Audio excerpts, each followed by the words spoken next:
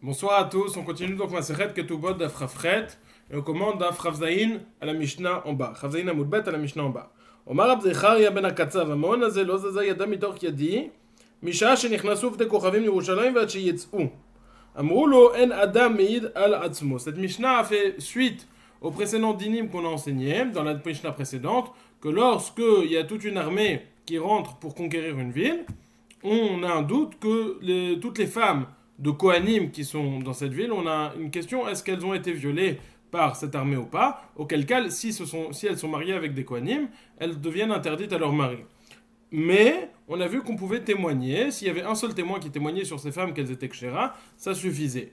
À l'exception de certaines personnes, dont le mari. Et c'est ça un exemple de cette illustration. Rab Zecharia ben Akatsav, qui était Kohen, a dit, je jure sur le Beth Amikdash, à Maon Azeh, que la main de ma femme n'a pas bougé de ma main, tout le temps où les Goïms sont rentrés dans Yerushalayim jusqu'à ce qu'ils sont sortis. Donc, ma femme est kshera, elle peut rester vivre avec moi, je peux rester avec elle. On lui a répondu, Amroulo, en adam meid al yedei atzmo. Un homme, on ne peut pas le croire sur lui-même, il ne peut pas témoigner sur sa femme, et donc on ne croit pas, il restera donc interdit. nous dit la Gemara, Tana, vafal pikan yiched lo bayit bechatzeru, kshehi yotzet yotza berosh banea, ou kshehi nichneset besof banea. C'est vrai qu'ils étaient interdits, mais ils n'ont pas divorcé malgré tout. Comment ils ont fait pour vivre ensemble? Plus ou moins ensemble. Mais il lui a installé une maison dans sa cour, et elle dormait là-bas. Il faisait attention de ne pas faire yichud, c'est-à-dire que quand il sortait jamais avec les enfants tous devant ou les enfants tous derrière. Lui était au début et elle à la fin, ou l'inverse. Et quand ils sortaient comme ça, au moment où ils sortaient, ils étaient jamais tout seuls. Si tous les enfants sont sortis, alors elle se retrouve dans la cour et lui dehors. Ou inversement, quand il rentre, lui est dedans et elle est dehors. Quand elle sort, elle sort en premier. Et quand ils rentrent dans la cour, elle rentre en premier. Donc ils ont fait attention, malgré le fait qu'ils étaient interdits, ils sont restés mariés ensemble. Et ils n'ont pas divorcé, ils faisaient attention au ilchot yichud. Maintenant, on va, jusqu'à la Mishnah, on va poser la question, et on va développer le sujet d'une femme et d'un homme qui seraient divorcés. Quelles sont la conduite à tenir pour un homme et une femme qui sont divorcés? C'est-à-dire, quelle est la conduite à tenir? Ils ne sont plus mariés. Oui, mais il y a des takanot, il y a des dinim qui font qu'ils ne peuvent pas rester habités dans le même quartier parce qu'il y a des craintes. Et c'est ça qu'on va développer maintenant. Baya a demandé Maoula asot begrusha ken. Hatamu de beshvuya ikilu avalachalo odil maloshna. Qu'en est-il? Est-ce qu'on peut faire la même chose, de faire une maison pour le yichud d'une femme qui l'aurait divorcé? Est-ce que ces dinim, cette permission était donnée uniquement dans Shvuya, dans le cas d'une captive, ou même dans le cas d'une femme divorcée, ils pourraient rester ensemble? Amtashma, qu'on a enseigné dans une braïta. Amegaresh et ishto lo tinase beshchunato. Quelqu'un qui divorce, qui ont divorcé, un homme et une femme qui ont divorcé, elle ne peut pas se marier et habiter dans la même shchuna, dans le même quartier. Veimaya Kohen, lo tadur imo bevavoy. Et si lui était Kohen, et donc la conséquence est qu'un Kohen est interdit à une divorcée même avant qu'elle se remarie, alors ils ne peuvent pas habiter dans la même mavoy. C'est quoi mavoy? C'est une impasse. Il y a des discussions entre les commentateurs à savoir quel est le plus grand écartement. Est-ce que c'est Shruna ou mavoy? On va tenir compte pour l'instant que Shruna, c'est plus grand. S'ils sont mariés, ils ne peuvent pas habiter même dans la même Shruna, tandis que s'ils les Kohen, même s'ils ne sont pas mariés, ils ne peuvent pas habiter dans le même mavoy. Veimaya Kohen, lotadorimo bemavoy, lotadorimo bemavoy. Pourquoi ils ne peuvent pas vivre ensemble? Dit Rashi, les filles chez Makira beremizota avec ritzotav, chez Mayavou l'idée avera, parce que ils se connaissent, peut-être ils vont se faire des signes, et ils vont faire une avera, étant donné qu'ils se connaissent ensemble, et elle est mariée, il y a un interdit. Ou pareil pour le Kohen, peut-être qu'ils vont se connaître, et s'ils se croisent tous les jours, ou souvent, ou de façon fréquente, ils vont venir à faire des avérotes, et donc, or un Kohen est interdit avec une divorcée, donc ça c'est problématique, donc il y a des séparations avec les personnes avec lesquelles ils étaient précédemment mariés et qu'ils ont divorcé. Pose la question, la Gemara demande, Imaya Kfar Katan, quel est le din? Si c'est un petit village, est-ce qu'ils peuvent vivre ensemble dans ce petit village? Zayamase, Vamrou Kfar Katan Nidon Keshchuna, on a dit, et un Kfar Katan, c'est comme une shruna, donc les dinim de shruna s'appliquent. Demande la Gemara, mi nitre mi pnemi, qui doit déménager? S'ils ont divorcé, les deux veulent habiter au même endroit. Qui a l'obligation de déménager devant l'autre? Tashma, viens écoute, on enseigne dans une braïta, Detanya hi nitret mi pana, ve en hu nidache nitre mi panea. Ve maïta chater shela, ou nitre mi panea. Nous avons enseigné dans une braïta, elle doit partir, elle est nitrette, elle est repoussée, mais elle nous nitre mi panea, c'est elle qui doit partir. Par contre,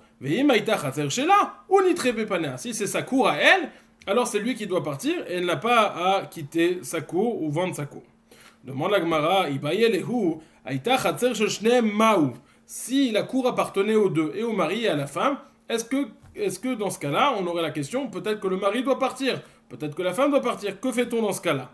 Tashma vient enseigner dans la précédente braïta, nous avons dit, hi nitret mi panav.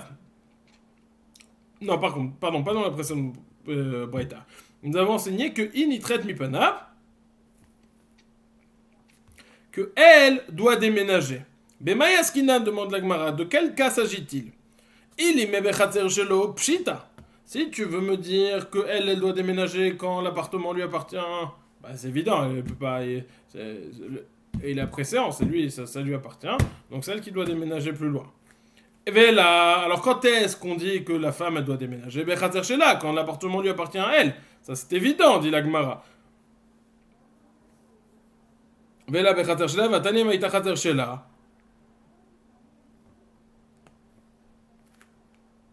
Mechila, je reprends. Nous avons enseigné qu'elle doit déménager. Là on dit si c'est sa cour à lui, si c'est son appartement à lui, c'est évident qu'elle doit déménager. Si c'est son appartement à elle, elle n'a pas à déménager. Nous avons enseigné que si c'est son appartement à elle, elle peut rester, elle n'a pas à déménager. Donc quel est le cas? D'un côté, si on dit que l'appartement est à lui, c'est évident. Si l'appartement est à elle, elle ne doit pas déménager. Donc quel est ce cas qui nous est enseigné par la Braïta où elle doit déménager? Nous dit la Gemara. Et la lave qui est gavna. Déduit de là, c'est quoi le cas? C'est que ça appartient aux deux. Et donc, Khatser Shel Shutafin. Et donc là, c'est la question. On veut déduire de la question, cette question qu'on avait. Si l'appartement, si la cour appartient aux deux, qui doit déménager? Ni traite. Elle doit déménager et pas lui. Et donc, on a une raya de cette braïta, la question précédemment posée. Dit la Gemara, Dilma de Aguer Mega. Peut-être que non. Peut-être que l'appartement n'est pas eux, mais qu'il est en location par les deux, c'est-à-dire que les deux louent cet endroit, et dans ce cas-là, on dit qu'elle doit déménager. Mais peut-être que si les deux sont propriétaires, alors là, elle ne devra pas déménager, donc cette question n'est pas résolue. Maïhave alak, alors est-ce qu'on a des informations pour ça? Tashma, on a enseigné, ine metaltel chatil telat gever. Hachem dit au Israël, je vais vous faire déplacer, bouger, tilter la gaver, un déplacement d'un homme. De là déduit la Gemara, va marav, rav a déduit de là, tiltou les dégavra kashin miditata. Le fait de déplacer un homme qui se déplace, c'est plus dur que si une femme qui se déplace. Un homme est plus sédentaire qu'une femme, donc ça sera à la femme de se déplacer. Continue la Gemara. Donc ça, c'est les deux enseignements. Un homme qui a divorcé, un homme et une femme qui ont divorcé, ils ne peuvent pas habiter dans le même quartier si elles se remarient, et si c'est un Kohen, ils ne peuvent pas habiter dans le même Mavoy. Si l'appartement est à lui, c'est évident que c'est à elle de partir. Si l'appartement est à elle, c'est évident que c'est à lui de partir. S'ils louent l'appartement, les deux ensemble, c'est évident que c'est à elle de partir. Même s'ils sont propriétaires les deux, c'est à elle de partir. Donc c'est toujours à elle de partir, à l'exception du cas où elle possède la cour, l'appartement, et donc ce sera à lui de partir. Continue la Gemara. Tanoura Banan, encore une fois, dans les éloignements qu'on doit avoir entre un homme et une femme qui étaient mariés, qui ne le sont maintenant plus. Tanoura Banan, lava imena benirse avia, en anifrat aliede acher. Si le mari avait emprunté de l'argent à sa femme dans les biens de son père, maintenant il veut réclamer, donc ils doivent l'avoir, ils doivent venir au Beddin, il doit l'avoir. Lava imena benirse avia, ils peuvent pas réclamer, elle ne peut pas réclamer l'argent directement. Elle ne peut réclamer son argent que par une tierce personne.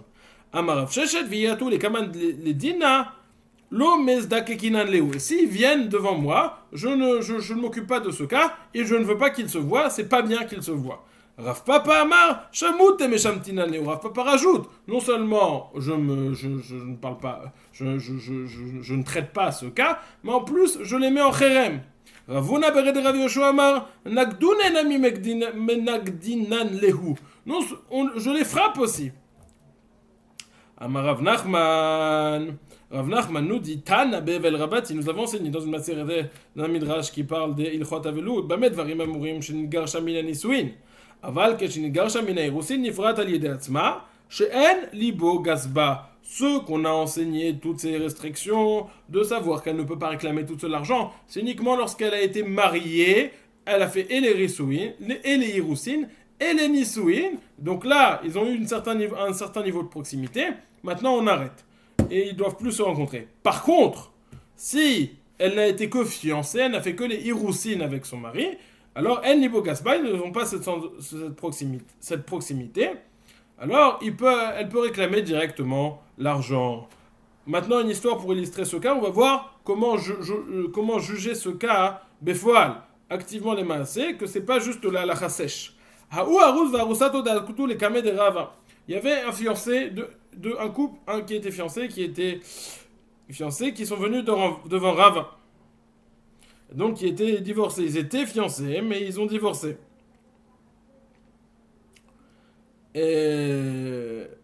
Yativ Ravada Bamata Kame Ukerava Shluche Bentayu. Rava a donc mis un chaliach entre les deux pour qu'ils ne se voient pas et pour qu'ils ne se rencontrent pas au Beddin. Il y a eu une réclamation entre les deux, ils sont venus les deux. Il a mis un intermédiaire, une tierce personne entre les deux. Lui a demandé, Ravada Amarle Ravada Bamatna. Il a posé la question à Rava, pourquoi fais-tu cela? Rav Nachman, Tana Bevel Rabati Vechule. Pourtant, Rav Nachman nous a enseigné que dans la Masechet Evel Rabati, on a dit que si c'était uniquement des Irusin, il n'y avait pas de problème. J'ai vu qu'ils étaient proches. Donc le critère, c'est pas Irusin Nisuin, c'est de savoir est-ce qu'ils sont proches ou pas. Alors Nisuin, c'est sûr qu'on s'interdit. Peut-être dans Irusin, techniquement, ça devrait être permis. Si je vois qu'ils sont proches, alors il faut quand même interdire. Ika de Amre, il y en a qui donnent une autre version de cette histoire. Lo uke Rava Shaliach Bentayu, que Rava il a pas mis un Shaliach entre les deux. Amarle Ravada maintenant Niko Marshloche Bentayu. Il a dit pourquoi est-ce qu'on met pas un Shaliach entre les deux. Rav Adabar maintenant il a dit à Rava pourquoi est-ce qu'on met pas un Shaliach entre les deux. Amarle Veha Rav Nachman Tana Bevel Rabati Vechule. Et le Rava lui aurait répondu l'inverse. Avant, dans la première version, c'est Rava qui a mis le chaliach. Lui, maintenant, Rava, il n'a pas mis, il explique pourquoi il ne met pas. Parce qu'on a enseigné que c'est uniquement lorsqu'ils étaient proches, à travers les nisouin. Mais si c'était uniquement à travers des irusin, non, il n'y a pas besoin. Ce à quoi lui aurait répondu Rava Dabamatna, Marle, Hanemi leichadelo gaise badade. Avalane kachazina leu de gaise badade. Quand est-ce qu'on dit que c'est permis uniquement s'ils ne sont pas proches? Mais ces deux-là, je les vois, ils sont proches. Ils se sentent assez proches l'un de l'autre, ça peut être problématique. Maintenant qu'ils sont divorcés, il faut faire attention à ne pas recréer le contact. Donc, qu'avons-nous enseigné?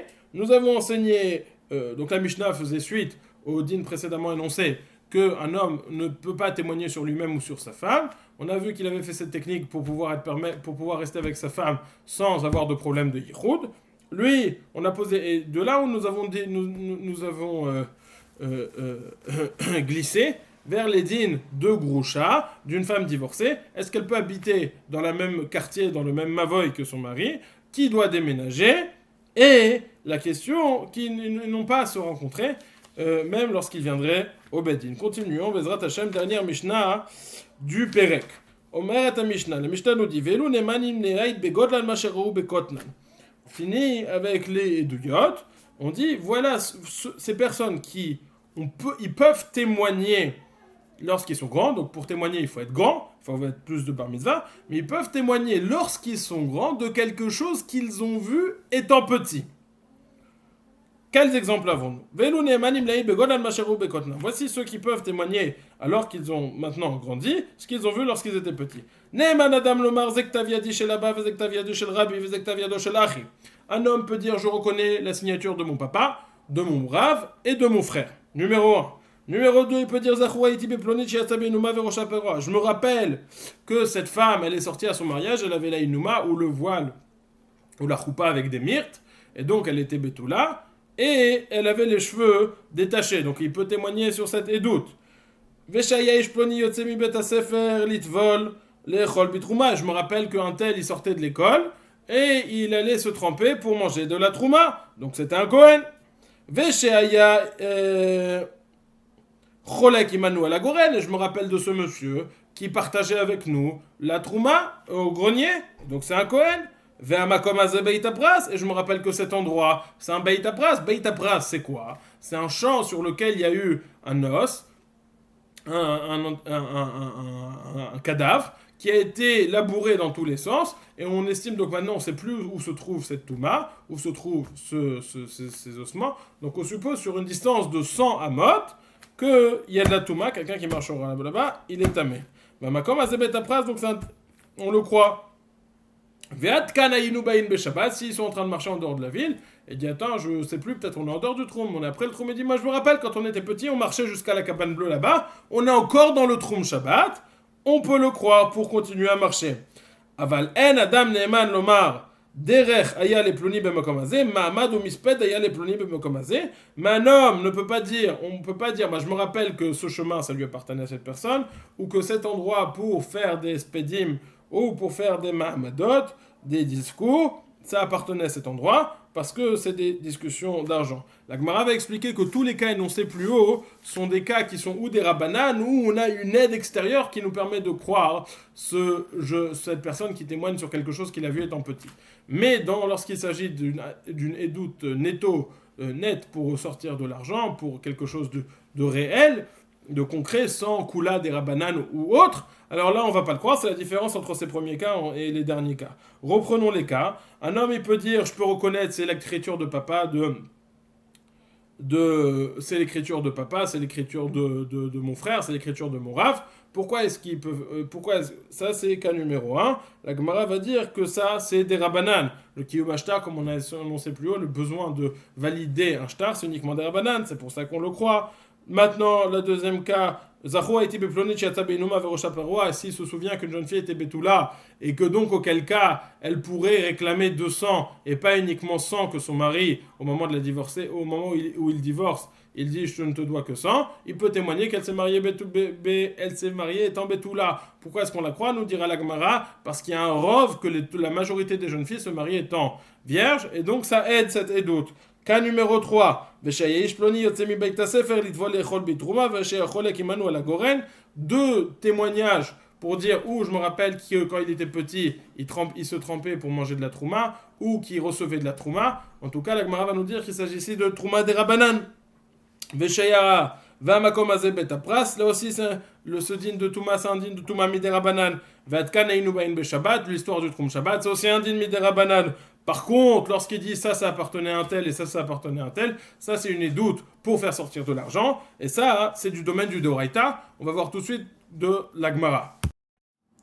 Nous dit l'Agmara. Amara vona bered Rav Yoshua ve'u sheyesh gadol imo. Lorsque nous avons enseigné que un gadol peut témoigner sur ce qu'il a vu quand il était petit, elu ne'emanim la'id begodlan mashirou bekotnav, c'est uniquement s'ils témoignent avec eux. Dans les doutes, on a besoin de Edim. Dans les doutes dans lesquels on a besoin de témoins, c'est uniquement s'ils témoignent avec cette personne, un gadol, quelqu'un de grand, qui était grand à l'époque où ils ont vu.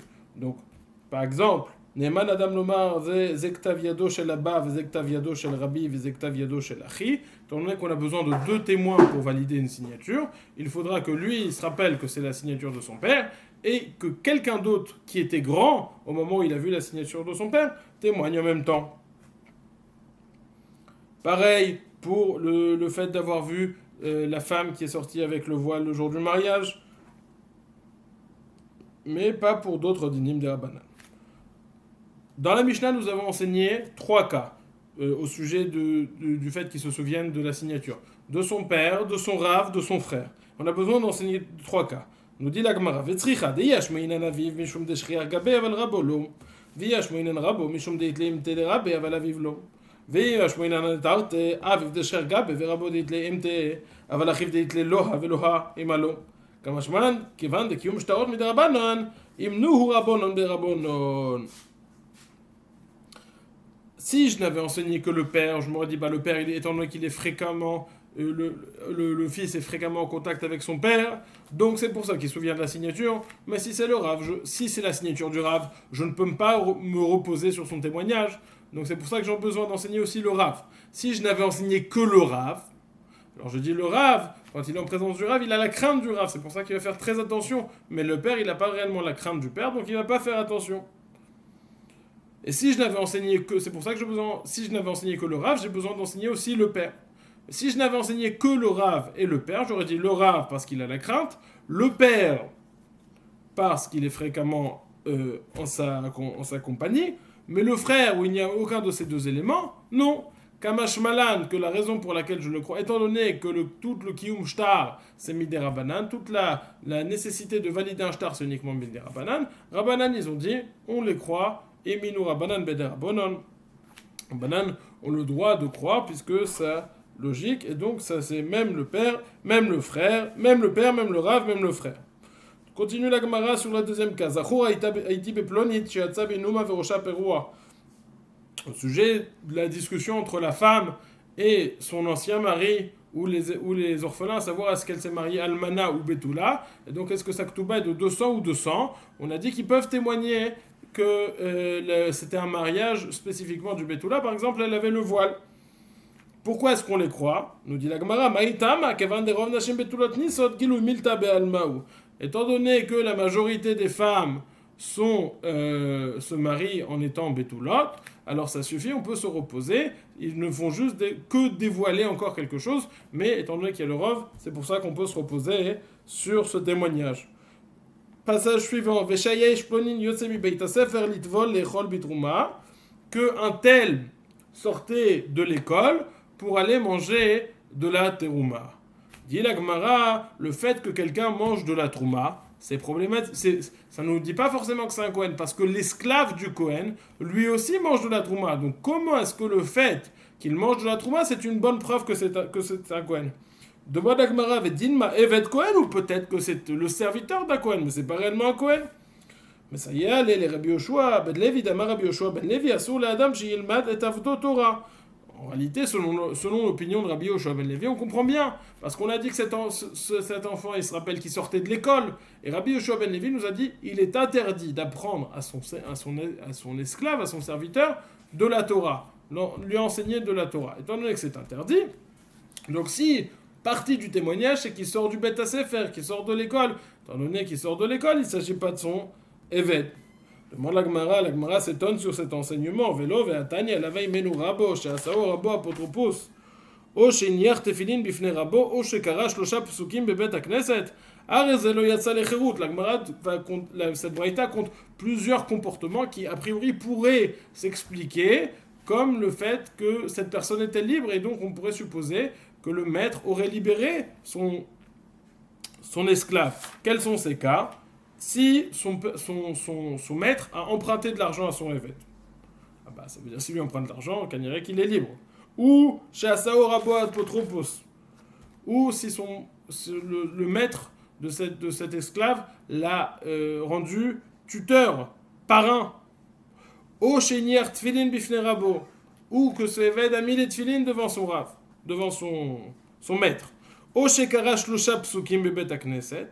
Ou que ce Eved a lu 3 psukim dans la choule, malgré le fait qu'il ait eu un de ces comportements, ça n'est pas une preuve qu'il ait été libéré. Que voit-on en tout cas dans cet enseignement? Qu'on a un élève, qu'on a un Eved qui lit 3 psukim de Torah, ça veut dire qu'il a appris la Torah.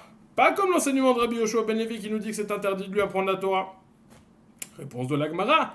Atam de ikre Eved midaato. Si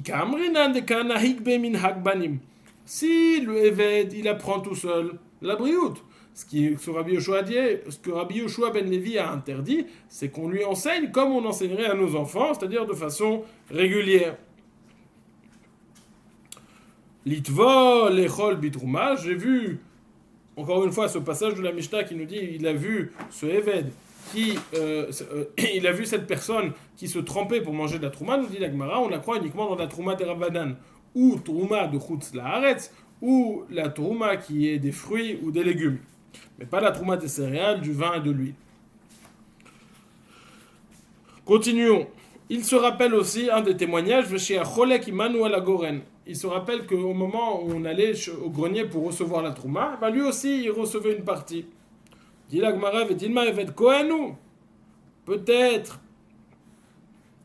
que c'est un Eved Kohen. Encore une fois, il reçoit de la Trouma parce que c'est un Eved, pas parce que c'est un Kohen. Nous dit la Gemara, Tnan, Keman Damar, En Cholkin Trouma Leved, Enaim Ken Raboimo. C'est vrai, tu as raison, c'est une bonne question. Mais notre Mishnah va selon l'opinion qu'on ne donne pas de la Trouma à un Eved si son maître n'est pas avec lui. Des Tanya, comme nous avons enseigné dans une Braïta, En Cholkin Trouma la Eved, Enaim Ken Raboimo. Divrei Rabbi Yehuda. Rabbi Yossi Omer, יכול הוא שיאמר אם כהן אני יתנו לי בשביל עצמי, ואם עבד כהן אני יתנו לי בשביל רבים.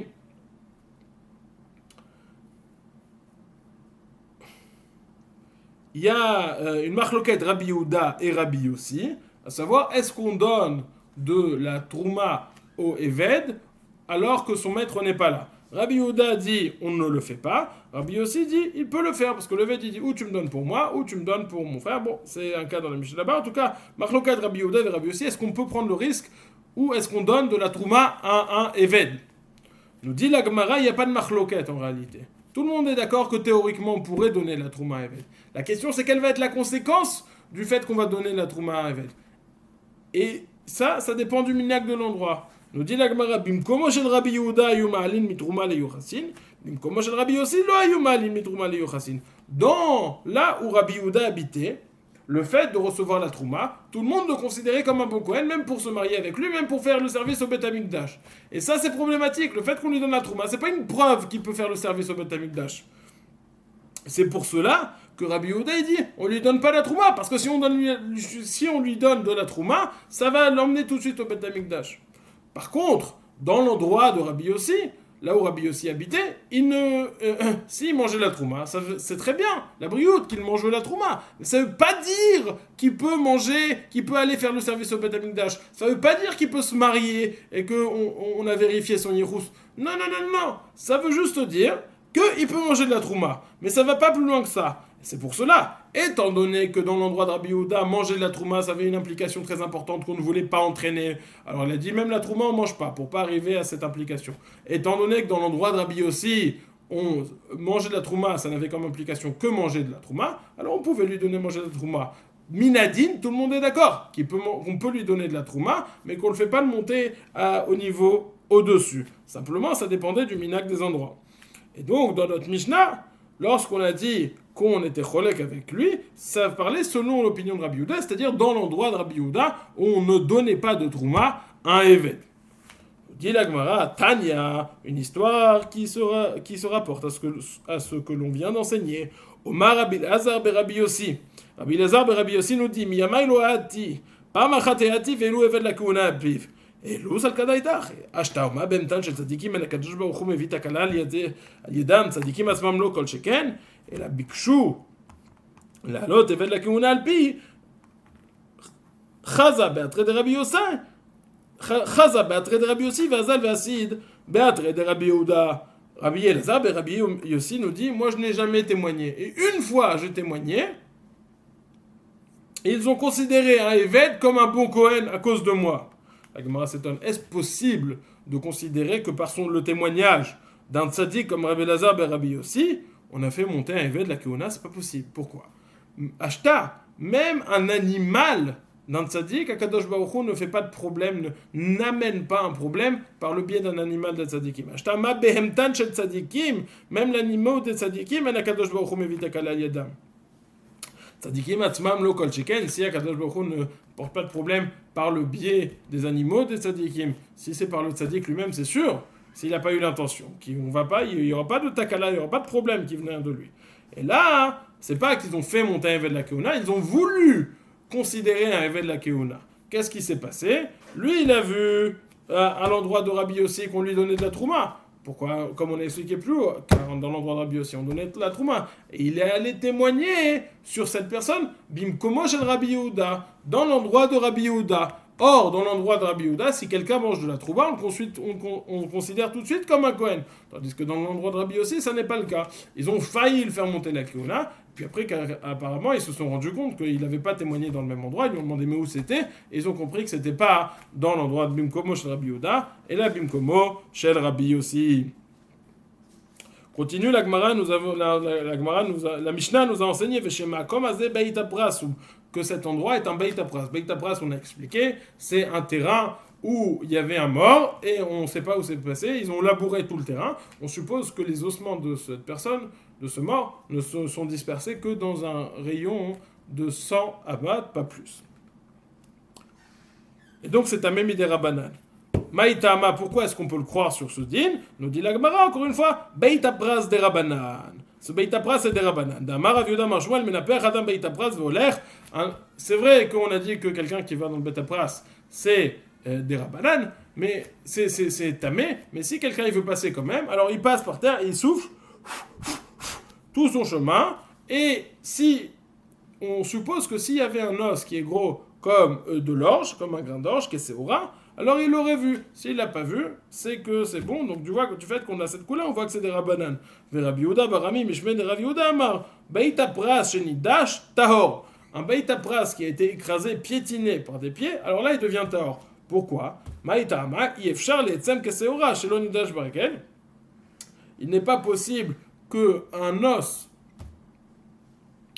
gros comme un grain d'orge n'ait pas été piétiné par le pied, et donc il ne rend plus tamé parce qu'il est devenu plus petit que cette taille.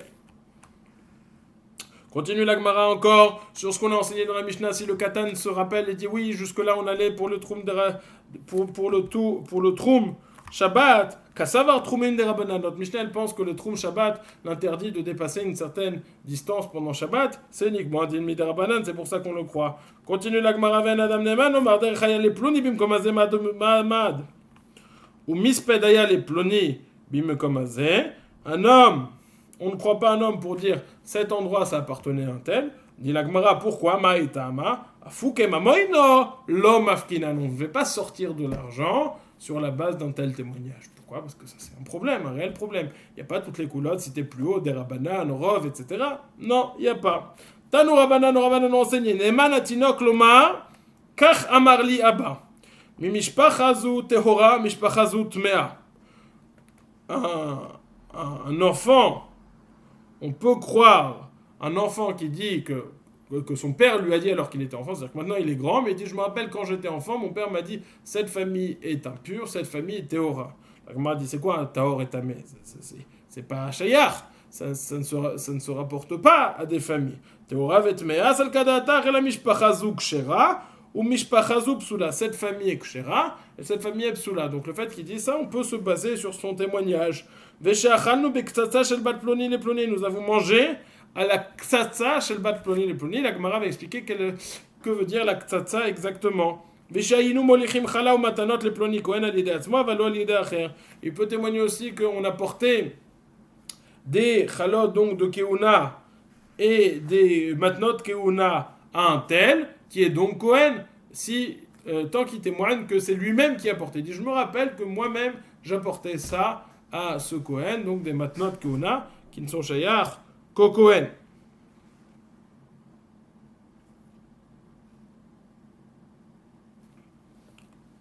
Vechulan. Maintenant, donc on a vu quoi? Il peut dire cette famille est kshera, cette famille est psula. Il peut dire je me rappelle ktsatsa shel bat ploni. Il peut dire je me rappelle qu'on apportait des chalot à un tel, des matanot keuna à telle personne, et donc on va supposer qu'il est Kohen. Il dit la Gemara ve'en ne'eman lomar derech haya le ploni b'makom hazeh ma'amad u'misped haya le ploni b'makom hazeh.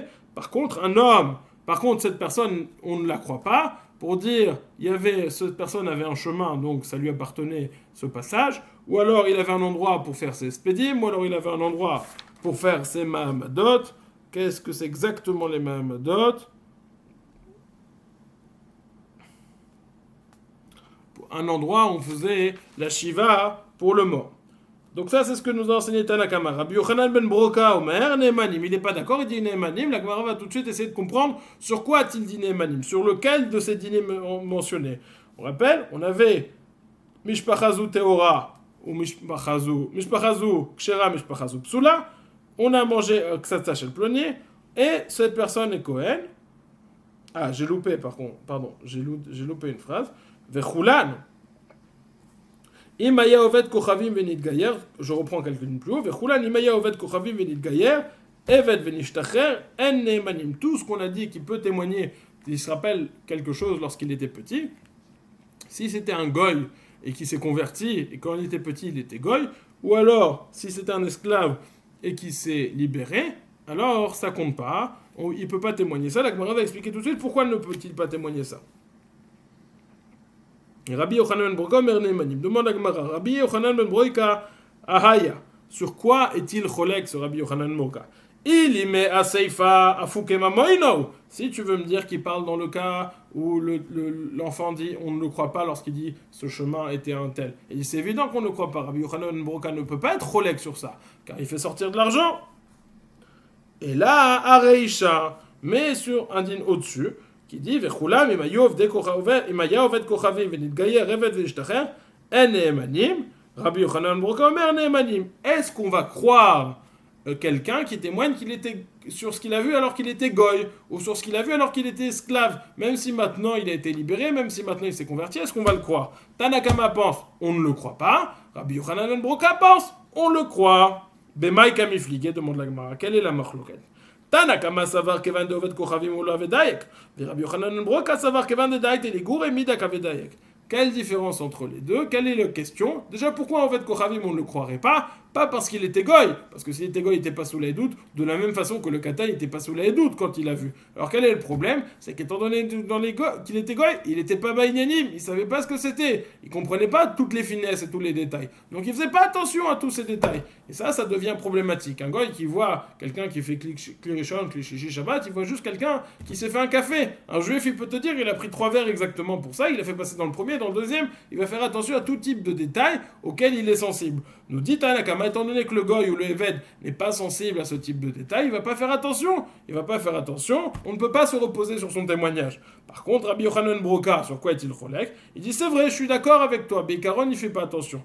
Mais le goy, étant donné qu'il va penser, il est en train de penser à se convertir, alors il fait attention quand même.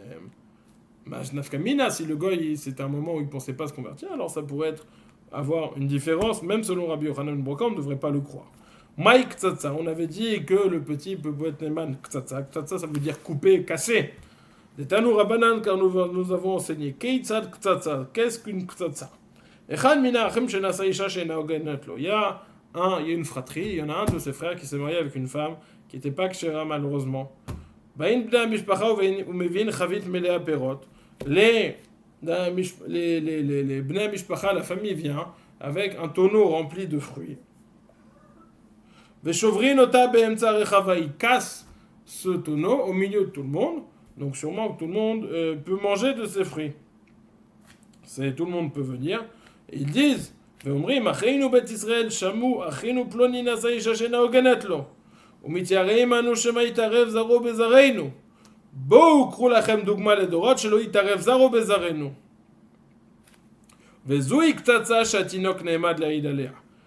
ils cassent ce tonneau plein de fruits au milieu de la place publique et disent mes frères d'Israël, écoutez, notre frère malheureusement, c'est moi qui rajoute malheureusement, mais sûrement il le pense, Nasa Isha Shena Ogenetlo, il s'est marié avec une femme qui ne convient pas à un juif de se marier.